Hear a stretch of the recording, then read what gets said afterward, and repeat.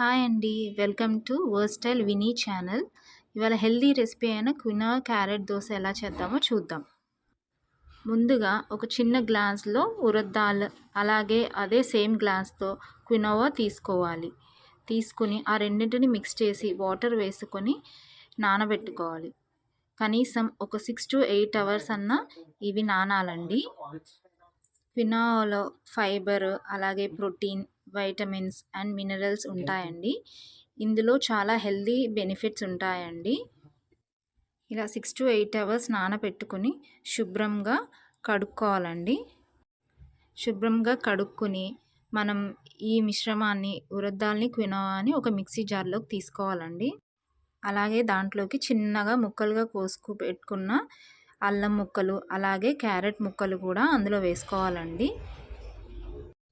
అలాగే 1 teaspoon జీరా and salt కూడా వేసుకుని ఇలా స్మూత్ బ్యాటర్ కింద చేసుకుని ఒక బౌల్లోకి తీసుకోవాలండి.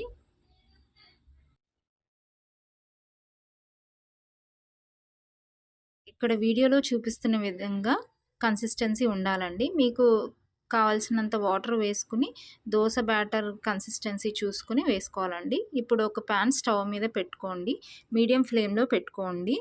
ఇప్పుడు ఒక గరిటెతో దోశ వేసుకోండి. నేను చూపిస్తున్న విధంగా గీ ఆర్ ఆయిల్తో దేంతో అయినా మనం వేసుకోవచ్చండి. కానీ మీడియం ఫ్లేమ్లోనే పెట్టుకోవాలండి దీన్ని.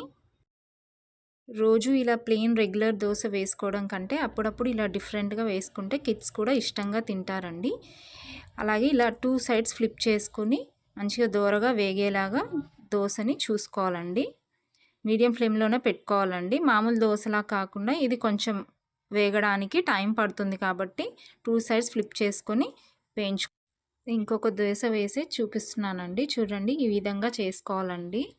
అంతే, హెల్దీ ప్రోటీన్ దోశ రెడీ అయిపోయిందండి. దీంట్లోకి గ్రీన్ చట్నీ అయినా, పల్లీ చట్నీ అయినా, ఏ చట్నీ అయినా మీకు కావాల్సింది వేసుకొని తినచ్చండి. అంతే.